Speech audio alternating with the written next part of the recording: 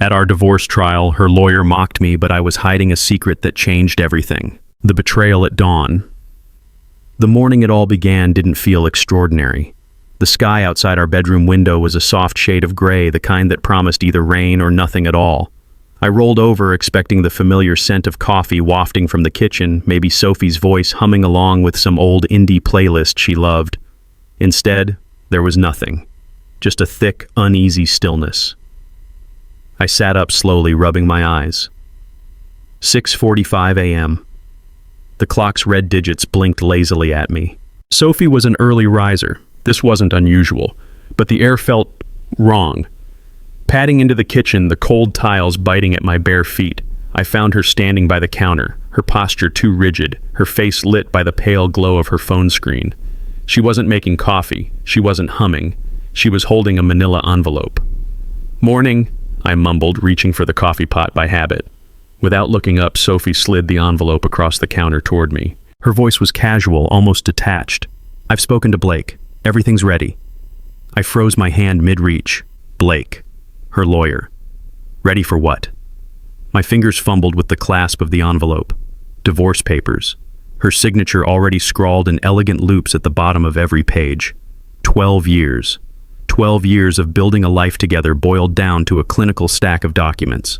12 years of late nights of whispered dreams of shared burdens erased. "Sophie." I croaked, the weight of betrayal pinning me in place. "What is this?" She finally glanced at me, her eyes void of warmth. "You knew this was coming, Evan. You just refused to see it." Had I been so blind, so foolish? I stared at the papers, noting the ruthless terms. No house, no money, no part of the business I'd helped build, Rhodes Haven Interiors, the dream we once cradled together. Clean break for her, empty pockets for me. The kitchen blurred around me as I fought to process it. "You didn't keep up," she added almost as an afterthought. "I grew. You didn't." The words hit harder than any slap. It wasn't just abandonment, it was disdain.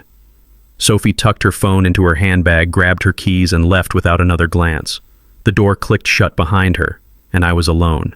Alone with the sound of my own breathing, the echo of what used to be. I sank into a chair, the papers trembling in my hands. How had it come to this? That morning, something inside me shifted. Not loud, not dramatic, just a quiet, decisive crack.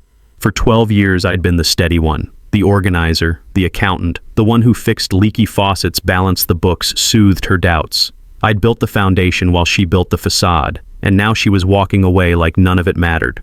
But she was wrong about one thing. I wasn't just going to disappear. I set the divorce papers down, carefully smoothing the edges as if taming something wild. Then I got up, poured myself a cup of coffee, and walked into the home office. Our office. I stared at the shelves crammed with folders, receipts, notebooks, USB drives. Artifacts of a life built together. If Sophie wanted a fight, she was going to get one. And she had no idea what I was capable of when pushed too far. The first step was simple: remember. Remember the contracts I'd drafted when she was too busy charming clients. Remember the invoices I'd chased down when vendors dragged their feet. Remember the late nights reconciling accounts, the spreadsheets I built from scratch, the login details she always forgot. Piece by piece, I started pulling the threads. Old emails, bank statements, tax filings, anything that looked out of place. And almost immediately something did look out of place. A payment small, almost unnoticeable to a vendor I'd never heard of. Dated 3 years ago. Curious, I dug deeper. Another payment. Same vendor, different amount, no corresponding service provided. I leaned back, my pulse quickening. This wasn't just about a divorce anymore. This was about the quiet, hidden rot beneath the glossy surface Sophie had so carefully maintained. A rot I was about to expose. I picked up my phone and scrolled through my contacts, my thumb hesitating over a name I hadn't dialed in years. Liam Porter, an old college buddy, now a paralegal at a scrappy little firm downtown. The kind of guy who knew how to read between the lines of messy situations. I tapped call. He picked up on the second ring. "Evan." "Hey man," I said, trying to keep my voice steady. "I need your help." A beat of silence. Then Liam's voice, solid as ever. "Tell me where and when." As I hung up, I felt a flicker of something I hadn't felt in weeks. Hope. And beneath it, a slow, smoldering fire. I wasn't just fighting for a fair split anymore. I was fighting for the truth. And this time, I wouldn't be the one left behind. Echoes of a life built together. The house felt different after Sophie left that morning, like the walls themselves had pulled back, reluctant to bear witness to my heartbreak. I wandered aimlessly through the rooms, every corner a reminder of what we'd built together. In the living room, the photos stared down from the shelves. Smiling vacations, holiday dinners, her first big design award the night we'd toasted champagne on the back porch barefoot and tipsy under a sky bursting with stars. It all felt unreal now, like memories that belonged to someone else. I slumped onto the couch, a sunken crater where we used to curl up and dream aloud about our future. My eyes caught the edge of a worn leather journal peeking out from under a stack of magazines on the coffee table, her first design sketches. I pulled it free and flipped through the pages, my throat tightening. Back when Rhodes Haven Interiors was nothing more than an idea, Sophie would spend hours sprawled on the floor sketching layouts and color palettes, her face alight with excitement. And I was there beside her, cheering her on, believing in her dream almost more than she did. I wasn't the visionary. I wasn't the one clients remembered. I was the scaffolding, the framework. The late nights building her first website, the tax forms, the endless spreadsheets. I'd been the guy making sure the gears turned while she took center stage. And for a long time, that was enough. I remembered the tiny apartment we first rented with its peeling linoleum floors and the radiator that clanged all winter. We'd worked out of the kitchen laptops perched precariously between grocery bags and half-finished meals. We couldn't afford an office space, but it didn't matter. We had each other. Every milestone was ours to share. Our first real client, a boutique hotel desperate for a facelift. We worked ourselves into the ground, but when they handed us that final check, Sophie had cried in my arms, whispering, "We made it, Ev.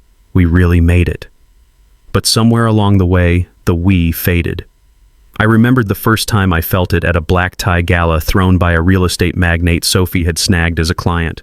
She floated across the room in a shimmering silver gown, dazzling and magnetic. I hovered near the edges, a glass of champagne sweating in my hand, nodding politely to strangers who had no idea who I was. When Sophie introduced me, it was with a quick, almost dismissive laugh. "Oh, that's Evan. He's more behind the scenes." Behind the scenes. It had stung, but I'd smiled anyway. Because that was my role, right? The silent partner. The steady hand. I stayed up that night long after Sophie had fallen asleep, staring at the ceiling and wondering when I'd become invisible. The memories swirled around me now, bitter and sweet. I couldn't cling to them anymore. They were part of a story that had ended, even if I hadn't wanted it to. Still, those memories held power, not to drag me down, but to remind me. I hadn't been a bystander. I'd been a builder, a creator, a partner. Sophie might have rewritten the narrative to cast herself as the sole architect of Rhodes Haven Interiors, but the truth lived in every contract I'd negotiated, every budget I'd balanced, every client I'd calmed when things went sideways. And now that truth was going to be my weapon. I spent the rest of that day combing through the office, gathering everything that bore my fingerprints. Old project binders, emails, bank statements, tax returns. A decade's worth of proof that I'd been there, essential, undeniable. I found folders Sophie had long forgotten shoved to the back of drawers, early drafts of proposals I'd written, checklists I'd created, even scribbled notes from late-night brainstorming sessions, my handwriting a constant presence next to hers. Every discovery fueled the fire inside me. By evening, the dining table was buried under a mountain of paperwork, and I sat among it like a general plotting a siege. My phone buzzed. Liam. "You free to meet tonight?" he texted. I stared at the mess around me and typed back, "Absolutely." We agreed on a diner halfway between our neighborhood's neutral territory. I grabbed a folder thick with the most damning documents and headed out into the cool night. The diner was nearly empty when I arrived, all chipped formica and flickering neon lights. Liam was already there, nursing a coffee, his eyes lighting up when he saw me. "Evan Carter," he said, standing to clasp my hand. "Been too long." "Yeah," I said, meaning it. We slid into a booth and I laid the folder between us. "What's this?" he asked, flipping it open. As he scanned the first few pages, his eyebrows lifted. "You've been busy," he said. "Just getting started," I replied, the steel in my voice surprising even me.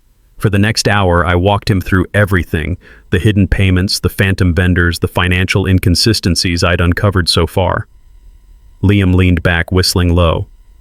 "Evan, this isn't just grounds for contesting the divorce settlement. This could be criminal." I nodded. I figured. He closed the folder carefully, his face serious. "We need to do this right. No half measures. If Sophie's hiding this much, odds are there's more." "I know," I said. "That's why I called you." He sipped his coffee thoughtfully.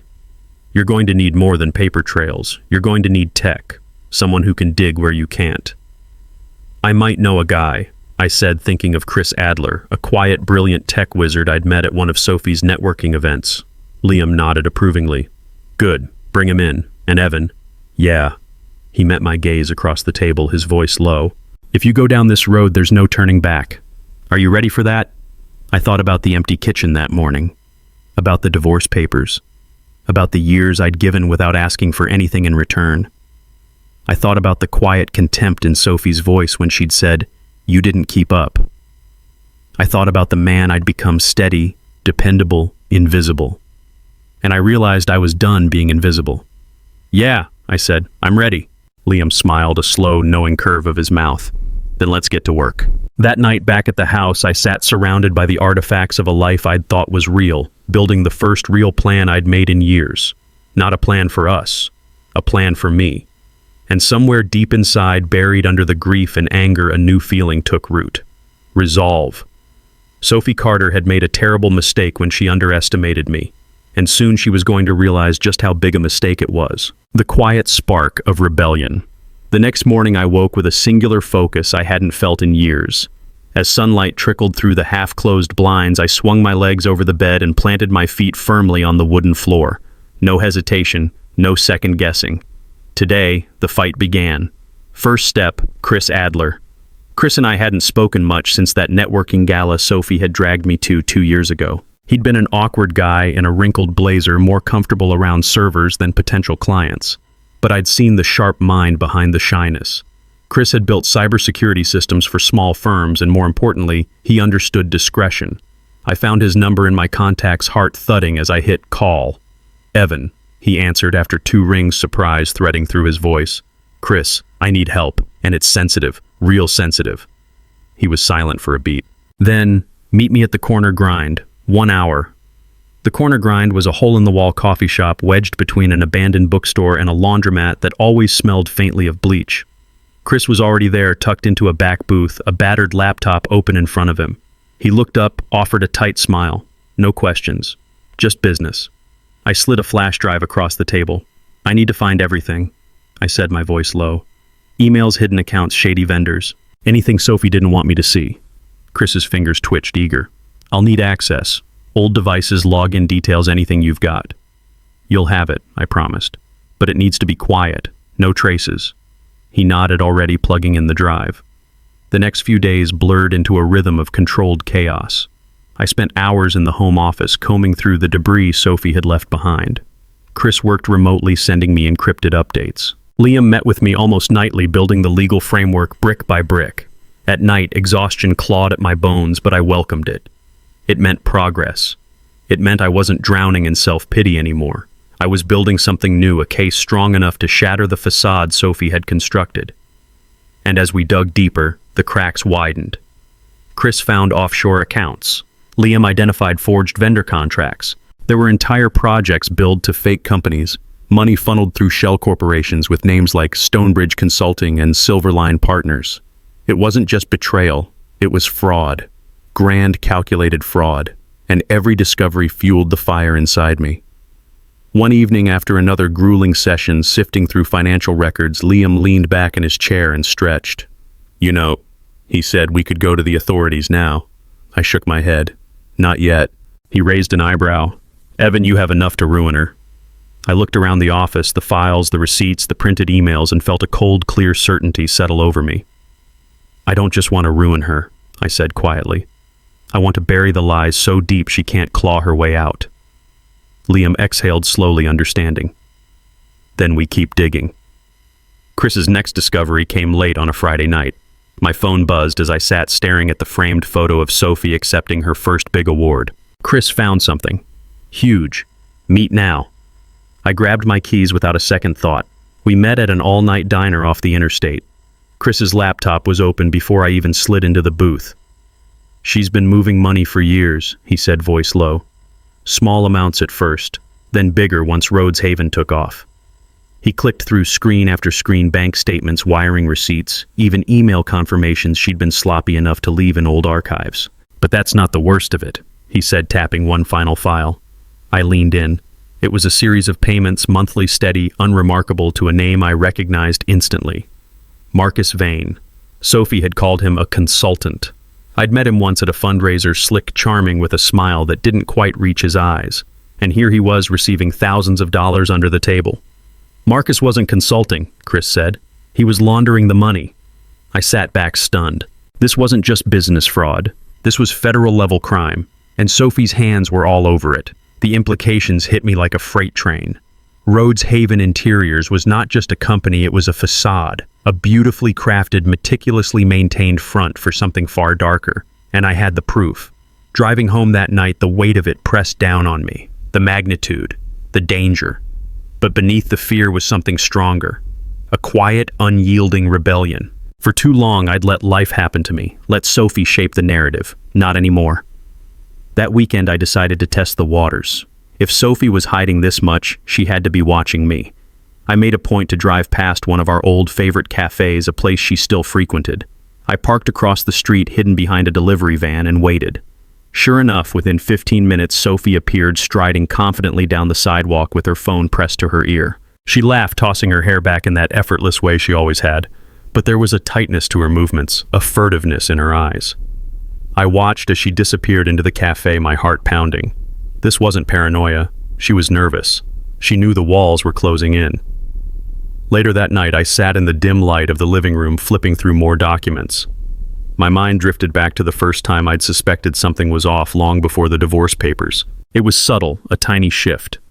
Sophie had started locking her laptop when she left the room, something she'd never done before. She'd brush it off with a smile, saying she had sensitive client information. I'd believed her, because that's what you do when you love someone. You believe them.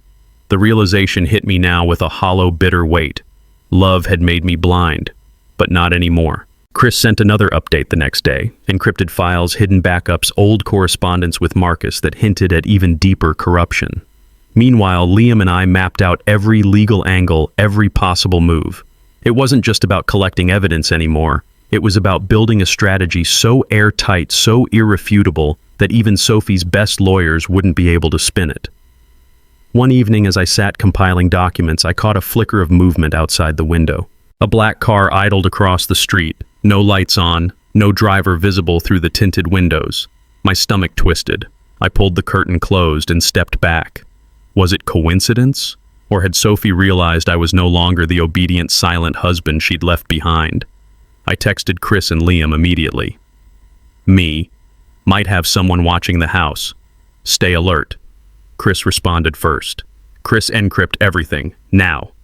Liam's reply came a moment later. "Liam, play it cool. No sudden moves." I spent the night transferring every piece of evidence to an off-site encrypted drive Chris had set up. By dawn, the living room looked the same, messy, chaotic, but the real arsenal was hidden away where no one could touch it. When I finally collapsed into bed, exhaustion pulling me under, there was one thought that kept me awake. The rebellion was no longer quiet. It was just beginning to roar, and I was ready. Underneath, the perfect facade. In the days that followed, the world around me felt distorted, like I was living inside a glass sphere where every sound echoed too loudly and every shadow stretched too long. Sophie went about her public life as if nothing had changed, still attending galas, hosting charity events, flashing that same polished smile. But behind the curtain, she was scrambling, and I was about to rip that curtain down. Chris unearthed a hidden subfolder buried deep within one of Sophie's old laptops, long thought to be dead. It was encrypted, but he cracked it within hours, and what he found made even his seasoned face pale. Secret ledgers, off-the-books transactions, and an internal list of silent partners' names I'd never seen before, connected to addresses offshore and accounts too clean to be real. Sophie hadn't just dipped her toes into fraud. She had built an empire on it. One name jumped out from the list: Ellen Wexler. A powerful name in real estate, someone Sophie had once gushed about landing as a client. Turns out Ellen wasn't just a client, she was a co-conspirator, funneling investments through shell companies in exchange for kickbacks disguised as consulting fees. I sat back in my chair, feeling the weight of it all pressing down. Rhodes Haven Interiors wasn't a design firm anymore. It was a laundering machine, shiny and spotless on the outside, filthy underneath. Liam and I met that night at an abandoned park on the outskirts of town. It was safer that way. The black car had shown up twice more idling outside my house for hours. We couldn't take risks. Under the sickly yellow glow of a flickering streetlight, I slid the latest files across the bench to him. "You realize what this means, right?" he asked, voice low. "Yeah," I said. "This isn't just divorce court anymore, this is federal crime territory." Liam tapped his fingers against the wood, thinking. "We have enough to bring the whole network down. Not just Sophie. Everyone connected." I nodded. "Good." For a moment he hesitated. "You could walk away, Evan. Take the house, take a settlement. Start fresh. And let her keep doing this." I said, my voice sharper than I intended. "Let her destroy other people the way she destroyed me." He sighed. "Didn't think you would." We made a plan, collect just a few more confirmations, nail down Marcus Vane's role, and then hand it all over to the FBI if we had to. It had to be airtight. Back home, I barely slept. I moved the files 3 times, hidden in different drives across different locations. Chris monitored our devices for spyware. Liam double-checked every legal procedure to ensure admissibility. I became a ghost in my own life, moving in silence, watching, waiting. Then came the moment I knew would change everything. A forwarded email accidentally sent to an old account I still had access to popped up on my burner laptop. It was from Sophie, addressed to Blake Maddox, her lawyer, and CC'd to Ellen Wexler. The subject line chilled me to my core. Emergency strategy meeting. The body was worse. We need to move the assets. FBI contact thinks audit is incoming. Marcus arranging safe exit routes. Carter may be a liability. Will handle. Will handle. Those 2 words repeated in my mind like a siren. They were planning to eliminate me, not physically maybe, but legally, reputationally, financially. They would bury me if they could. I forwarded the email to Chris and Liam immediately. Chris called me within minutes. "You need to leave the house, now." "Why?" "If they think you're a threat, they'll move against you before you can move against them. Maybe not tonight, maybe not tomorrow, but soon." I didn't argue. I grabbed a go bag I had pre-packed essentials, backup drives, a burner phone, and slipped out the back door into the night. I didn't go to a hotel, too easy to trace. Instead, I crashed in the basement of Liam's brother's place, a dusty old house nobody had lived in for months. No Wi-Fi, no cell towers nearby, off the grid. For 2 days I lived in that basement, eating canned food and refreshing encrypted messages from Chris and Liam. Each update made the picture clearer and darker. Marcus Vane was more than a launderer. He was connected to organized financial crime rings. Sophie's operation wasn't just a clever con. It was part of a sprawling network of fraud that spanned countries. By the 3rd day, Chris sent the message we'd been waiting for, ready. Full file compiled, safe to deliver. I called Liam. "Let's finish this." We agreed on neutral ground, the downtown FBI field office. Liam would present the file directly to an agent he trusted from a past case. We weren't walking in blind. The morning we left, the sky was steel gray, thick with the promise of rain. I kept expecting to see the black car tailing us, but the streets stayed mercifully empty. When we pulled into the FBI parking lot, I felt a strange calm settle over me. No turning back now.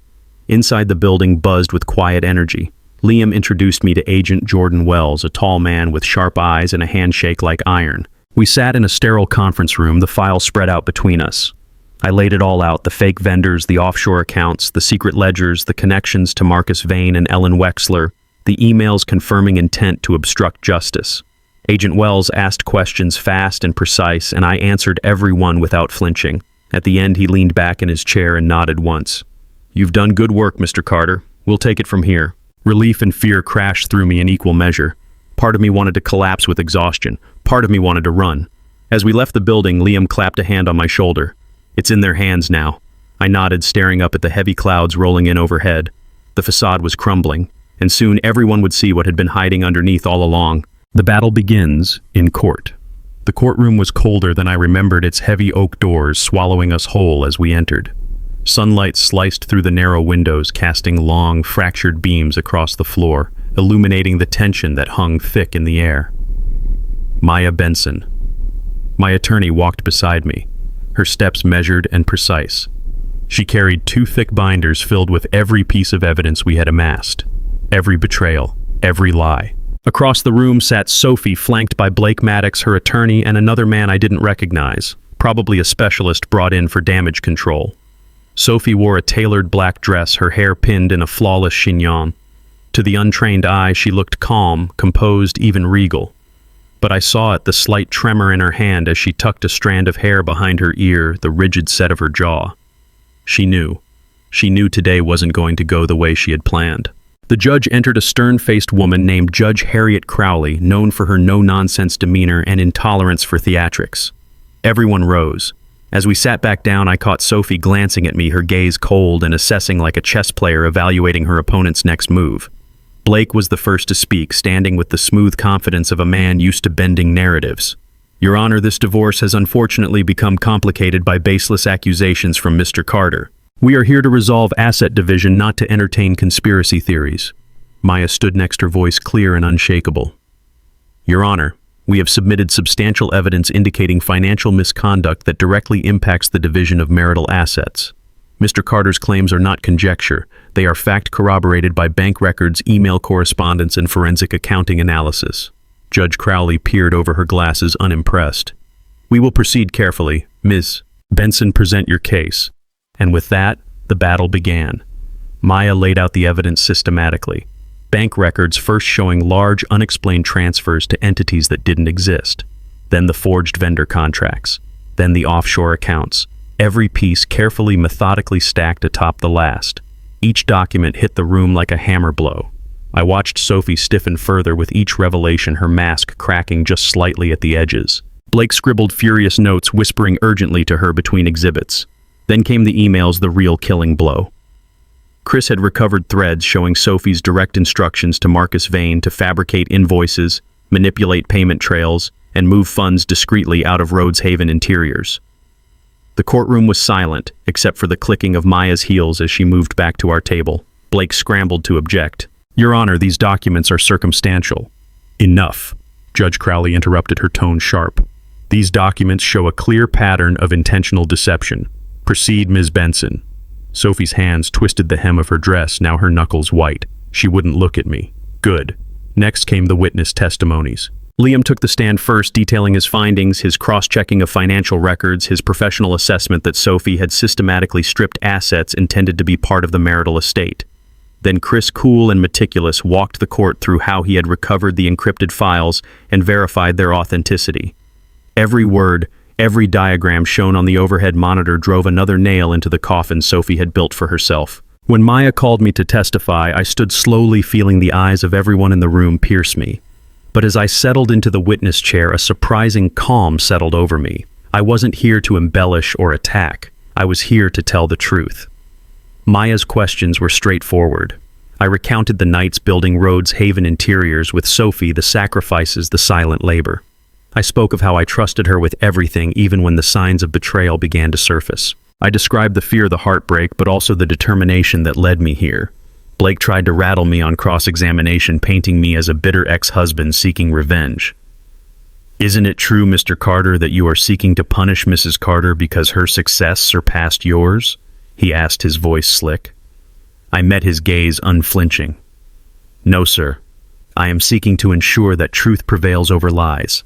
Maya smiled slightly at my response. Even Judge Crowley gave a slight nod. When the testimonies concluded, the judge called for closing arguments. Blake stood, giving a grand speech about ambition, growth, and the painful but necessary evolution of relationships. Maya stood calmly and delivered a simple, devastating statement. This case is not about ambition. It is about deception. It is about an individual who, when given trust, used it to enrich herself unlawfully, abandoning not just her vows, but every ethical obligation she held. The room fell silent. Judge Crowley adjourned for deliberation, and we were left to wait. I sat quietly, my hands folded, watching Sophie across the room. She refused to meet my eyes. Blake spoke to her in urgent whispers, but she stared straight ahead, her face pale and rigid. The weight of it pressed down on me, not just the years of betrayal, but the enormity of what we had uncovered. And yet beneath it all, I felt something stronger than rage or sorrow. I felt peace, because no matter what happened next, the truth was out. Sophie couldn't hide behind her perfect facade any longer. The world would see her for who she truly was. And for the first time in years, I didn't feel small or invisible. I felt powerful. I had faced the storm, and I was still standing when shadows strike back. Waiting for the verdict was like standing at the edge of a cliff staring into an endless fog. Every passing hour chipped away at the adrenaline that had carried me through the trial. By the third day of waiting, I was a hollow version of myself, pacing the house, checking my phone, refreshing emails every few minutes. Maya stayed in constant contact, calm as ever. "No news is good news," she kept saying. "It means Judge Crowley is being thorough." Still, anxiety gnawed at me. Not just because of the verdict, but because something darker was brewing beneath the surface. It started small. A strange car idling 2 houses down for hours. A text message from an unknown number. "You should back off before it's too late." The locks on my front door jiggling in the middle of the night. Once could be coincidence. Twice maybe. But 3 times, it was a warning. Chris checked my home network again. "They're poking around," he confirmed grimly. "Trying to find weaknesses. We reinforced everything: new security cameras, VPN reroutes, multiple backups stored in undisclosed locations. But the tension didn't leave. It settled over the house like a storm cloud waiting to break. Then came the breach. A week after the final court session, someone tried to hack into my email, the private one, the one only a handful of people knew about. Chris caught it in real time and shut it down, but the attempt made one thing clear. Sophie wasn't done fighting. Not by a long shot. Maya arranged a meeting with me and Chris at her firm's satellite office, a building she assured us was clean from any outside interference. Sitting around a heavy oak table, we mapped out the next steps. "We're close," Maya said, spreading out copies of the court documents. "But if she's desperate enough to start harassing you, she might also be desperate enough to tamper with evidence or discredit witnesses." Chris nodded. "I wouldn't put it past her team to plant false evidence, leak misleading information, anything to tilt public perception." I rubbed my hands over my face. The exhaustion was bone deep now. "How do we stay ahead of it?" I asked. "We don't react," Maya said firmly. "We stay proactive. We document everything, every text, every email, every suspicious car outside your house. And if she crosses a legal line, we nail her for it." For the first time, I saw a flicker of real steel behind Maya's calm professionalism. She wasn't just fighting for a client anymore. She was fighting for justice. A few days later, Sophie made her first overt move. An anonymous blog appeared online painting me as a vengeful ex-husband, accusing me of domestic abuse, financial irresponsibility, even emotional instability. None of it was true, but the blog was slick professional, designed to smear my reputation without directly tying back to her. Chris traced the IP address to a server linked to one of Sophie's consultants. Liam prepared a cease and desist order within hours, but the damage was done. Whisper campaigns are hard to kill once they start. Friends I'd known for years started to pull away, unsure what to believe. Some clients from my freelance accounting work paused their contracts, citing reputation concerns. It infuriated me, but it also clarified things. This wasn't just about divorce anymore. This was war, and Sophie was willing to burn everything down if she couldn't win. I countered the smear campaign by releasing a carefully crafted statement through Maya's media contacts. Nothing inflammatory, just facts, the court case, the evidence, the truth. We attached copies of public filings that supported our claims. It wasn't flashy, it wasn't aggressive, it was solid, reliable, exactly what the truth should be. Slowly, the tide began to shift. The comments on the blog turned skeptical.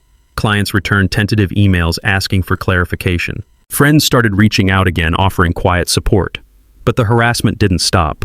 A brick was thrown through my living room window late one night, shattering glass across the floor. The police report was useless. No witnesses, no fingerprints. 2 nights later, my car's tires were slashed in the driveway. I slept with a baseball bat next to the bed. But through it all, I refused to be intimidated. Every scare tactic only steeled my resolve further. If Sophie wanted a fight in the shadows, she was about to find out just how dangerous I could be when cornered. Then came the moment everything turned. Chris uncovered a call between Blake Maddox and one of Sophie's silent partners. The audio quality was grainy, but the message was clear. They discussed strategies to pressure me into dropping the case, including implied threats. It was a smoking gun. We filed a motion with the court, immediately attaching the recording as evidence of witness intimidation and obstruction of justice. Judge Crowley moved swiftly. She ordered an emergency hearing, summoned Blake and Sophie to appear. The courtroom was a different beast this time, charged, electric, angry. Maya stood with fire in her voice as she outlined the new evidence. Blake stammered through his defense, his usual polish cracking under pressure. Sophie sat rigid, her hands clenched so tightly her knuckles turned white. When Judge Crowley finished reviewing the recording, she removed her glasses and stared them down with icy fury. "This court does not tolerate intimidation," she said. "There will be consequences, severe ones." She scheduled a separate contempt hearing for Blake and referred Sophie's actions to the district attorney's office for potential criminal charges. The fallout was immediate. Blake resigned from representing Sophie the next morning. Half her legal team walked away within hours, and Sophie, the woman who had once controlled every room she entered, was suddenly alone. I walked out of that courthouse with my head high, feeling the first real breath of victory swell in my chest. But I knew better than to celebrate too soon. The shadows were still moving, and the final reckoning was yet to come. The trap spring shut. Just when it seemed Sophie was cornered, she struck back with a precision that blindsided us all. It happened during a procedural hearing, one we had expected to be a mere formality. Blake's replacement, a sharp new attorney named Valerie Crane, requested permission to submit newly discovered evidence. Judge Crowley ever fair allowed it. Valerie handed over a printed email thread, a damning exchange supposedly between me and Chris Adler, in which we allegedly discussed planting false documents in Rhodes Haven's financial archives to entrap Sophie. It looked real dates language, even casual references only Chris and I would have known. The courtroom buzzed with murmurs. My heart plummeted. Maya snatched the papers, scanning them rapidly, her brow furrowed. "Your Honor," Valerie said smoothly, "this raises serious concerns about the credibility of Mr. Carter's evidence and motives. At minimum, it suggests this court must proceed with extreme caution." Judge Crowley's face was unreadable. "Mr. Carter, do you have a response?" I stood, my mouth dry. "Those emails are fabricated. I've never written or sent anything like that." "Prove it," Valerie countered with a razor-sharp smile. Chris immediately texted me from the gallery, "Stay calm. I'm working on it." The hearing was suspended for the day to allow time for analysis. Outside the courthouse, reporters swarmed, smelling blood in the water. "Evan Carter under investigation for evidence tampering," one headline blared before sunset.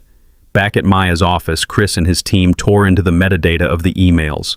Within hours, they found anomalies, timestamps that didn't match server logs, IP addresses that traced back to a known digital reputation management firm, one linked financially to Ellen Wexler. We prepared a full report to counterattack, but the damage was done. My credibility had taken a hit. The final ruling, once almost certain in my favor, was now clouded with uncertainty. I spent that night staring at the ceiling, rage and fear twisting inside me. This wasn't just a legal battle anymore. It was survival. And I had just learned the hard way: cornered animals don't surrender. They bite. The unraveling of lies. The next few days passed in a haze of preparation and tension. We knew what we were up against now, not just Sophie, but a machine willing to twist anything to protect itself. Maya worked tirelessly, filing motions to discredit the fabricated evidence. Chris prepared a full digital forensics report that would expose the forgery beyond a doubt. Meanwhile, I forced myself to keep moving, to keep believing that the truth still mattered. The emergency hearing to address the forged emails was set for a Monday morning. The courthouse loomed large as we approached a fortress of gray stone and whispered consequences. Sophie was already there, surrounded by a skeleton crew of advisors. Her new attorney, Valerie Crane, stood beside her, her face a mask of cold confidence. Inside, the air crackled with anticipation. Judge Crowley wasted no time. "We are here to address the authenticity of new evidence presented to this court. Mr. Carter, your counsel may proceed." Maya rose smoothly. "Your Honor, the so-called emails submitted by Ms. Crane are forgeries, and we intend to prove that conclusively today." Chris was called to the stand. Calm professional, he walked the court through the forensic audit showing timestamp discrepancies, non-matching email server logs, and IP addresses linked to third-party manipulation firms. He laid out the trail with painstaking precision, layering technical details in a way even non-experts could grasp. As he spoke, I watched Sophie closely. For the first time, real cracks appeared in her armor.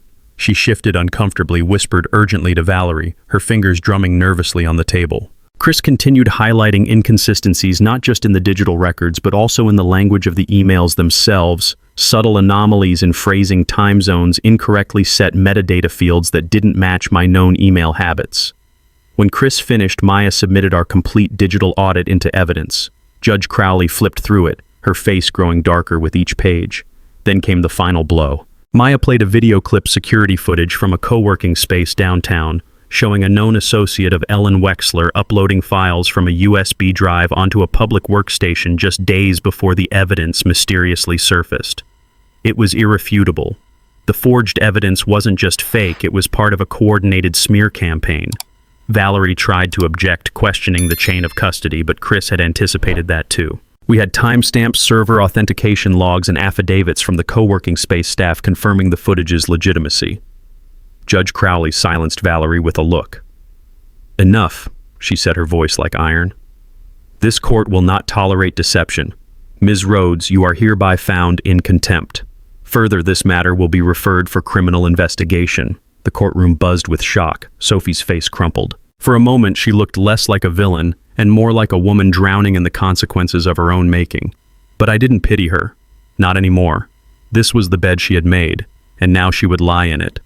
The atmosphere shifted sharply. I felt it, a collective understanding settling across the courtroom. Sophie's power, once so absolute, was evaporating before our eyes. Outside the courthouse during the recess, reporters crowded at the steps, hungry for quotes. I kept my head down while Maya addressed them briefly, reiterating our commitment to the truth and refusing to comment on ongoing criminal matters. That evening back at Liam's house, the three of us sat in silence for a long time, nursing lukewarm coffee, too drained even to celebrate. It felt less like a victory and more like surviving a hurricane, bruised, battered, but still breathing. Chris finally broke the silence. "She's not done yet," he said grimly. "People like her don't go quietly." I nodded. I knew he was right. Somewhere deep inside, Sophie still believed she could claw her way out. With the forgery exposed, Judge Crowley fast-tracked the final verdict. In a packed courtroom 2 days later, she ruled decisively in my favor, awarding me full ownership of the marital home's significant restitution from Rhodes Haven Interiors, and recommending criminal charges against Sophie and several of her associates. The judge's voice was steady but severe as she spoke. "The scale and premeditation of Ms. Rhodes's deception are staggering. This court finds in favor of Mr. Carter and refers this matter for further prosecution by the district attorney's office." The moment the gavel fell, a rush of emotions hit me. Relief, exhaustion, vindication. But no triumph. There were no winners here, only survivors. I stayed seated for a long moment, letting it sink in. The woman I had once loved, the life we had built together, reduced now to legal documents, shattered reputations, and public shame. As I stood, my legs felt heavy, my body almost too tired to move. I caught Sophie's eye one last time across the courtroom. There was no rage left in her expression, only a hollow emptiness. Outside, the media swarmed, shouting questions. I kept my head down, letting Maya handle the statements. But later, when I was alone, I thought about everything we had been. The dreams whispered late at night, the endless hours spent building a life together. I thought about the moments I had ignored my gut, silenced my doubts in the name of love. In the end, it wasn't hatred that filled me. It was sadness. Sadness for what we lost. Sadness for who she had become. Sadness for the years I could never get back. But alongside the sadness was something else. Hope. Hope that maybe, just maybe, I could rebuild. Not the life we had, but something new. Something real. As I left the courthouse steps behind, the future stretched out in front of me, uncertain, terrifying, beautiful. For the first time in years, I felt free. Truly free. The lies had unraveled. The truth had survived. And I was still standing. A new horizon. The days following the final court ruling felt strangely hollow at first. Victory was supposed to feel like fireworks, like some grand release of tension. But instead it felt like standing in a room that had been emptied of furniture, the walls echoing every breath. I packed up the old house slowly, methodically. Every item I touched was a memory. The dining table where Sophie and I had hosted holiday dinners, the couch where we had spent lazy Sundays watching bad movies, the cracked mug from our honeymoon trip to Maine. Each object carried a weight heavier than I expected. I donated most of it. There was no point in clinging to remnants of a life that no longer existed. I kept a few things, the photographs from my travels before Sophie, a few books that had shaped me, my grandfather's watch. The rest I let go. The house felt lighter when it was empty, like it could breathe again. So could I. Chris helped me set up new bank accounts, new security protocols. Liam introduced me to a real estate agent who specialized in discreet sales, someone who understood I didn't want a spectacle. Within weeks, the house was listed and buyers began to circle. I didn't feel sadness watching it go. I felt relief, the severing of the final thread tethering me to the past. One afternoon, sitting in a nearly empty living room, I got a call from Maya. "They're moving forward with charges," she said. "Wire fraud, evidence tampering, obstruction. Sophie's looking at serious time." I thanked her, but after I hung up, I found I couldn't muster much satisfaction. Justice was important, yes, but it didn't erase what had happened. It didn't restore trust or undo the betrayals. It didn't make me whole again. That was work I would have to do myself. I spent a few weeks wandering. First upstate, then along the coast. Small towns where no one knew my name, where I could sit in diners sipping coffee and watch the world move around me. I needed the quiet. I needed the space to remember who I was when I wasn't defined by someone else's dreams. One evening in a small seaside town called Havenport, I stumbled across a bookstore tucked between two weathered shops. Inside it smelled of old paper and sea salt. The owner, a woman in her 60s with laugh lines around her eyes, handed me a stack of novels without asking what I was looking for. "Start here," she said simply. I did. I rented a tiny cabin nearby, nothing fancy, just a bed, a stove, and a view of the restless ocean. The days blurred together in a slow, healing rhythm. Reading, walking along the rocky shore, writing in a battered journal Chris had given me as a joke, but which I now filled with words I hadn't realized were bottled up inside me. It wasn't glamorous, it wasn't exciting, but it was real. In Havenport, I met people who had no idea about Sophie Rhodes' Haven interiors, or the media circus we had left behind. They knew me only as Evan, the guy who showed up at the cafe every morning, ordered black coffee, and sat by the window with a notebook. It was liberating. One day, the bookstore owner, her name was Margaret, asked if I'd ever considered teaching. "You've got stories in you," she said. "Maybe it's time you shared them." The idea startled me. I had spent so many years invisible, supporting someone else's vision, that the thought of having a voice of mattering felt foreign. But it also felt right. I volunteered at the local library, leading writing workshops for teenagers. They were messy, chaotic, wonderful sessions full of wild ideas and raw, unfiltered passion. Watching them pour their hearts onto the page reminded me of something I'd forgotten: that creation isn't about perfection. It's about honesty. It's about bravery. The same bravery it had taken to leave Sophie's world behind. Months passed. The settlement money sat untouched in a bank account. I lived modestly, not because I had to, but because I wanted to. I didn't need grand houses or expensive things. I needed peace. I needed purpose. And slowly, quietly, I built a new life. I started freelancing again, small accounting jobs for local businesses who appreciated someone who paid attention to the details. I adopted a scruffy dog from the shelter, a mutt with too much energy and a lopsided grin. I made friends, real friends who knew me not as Sophie's husband or the man from the news, but simply as Evan. There were still hard days, nights when the old wounds ached, when I questioned if I had made the right choices, when anger or sadness flared up without warning. But there was joy too, in small things, in real things. A bonfire on the beach, a handwritten thank you note from one of my workshop students, the way my dog wagged his entire body when I came home. One autumn evening, as the sun dipped low over the water, painting the waves in gold, I sat on the porch of my cabin with a cup of coffee and thought about everything that had brought me here. The betrayal, the battle, the unraveling. I realized I didn't regret it. Not because it hadn't hurt, it had. Not because it hadn't cost me, it had. But because it had stripped away everything false, everything fragile, and left behind something stronger, something true, myself. I wasn't the man Sophie had tried to erase. I wasn't the silent partner anymore. I was Evan Carter, whole, worthy, enough. And as I watched the tide roll in, steady and relentless, I knew that whatever came next, I would face it with open eyes and an open heart, because I had survived the storm. And now it was time to chase the horizon, wherever it might lead.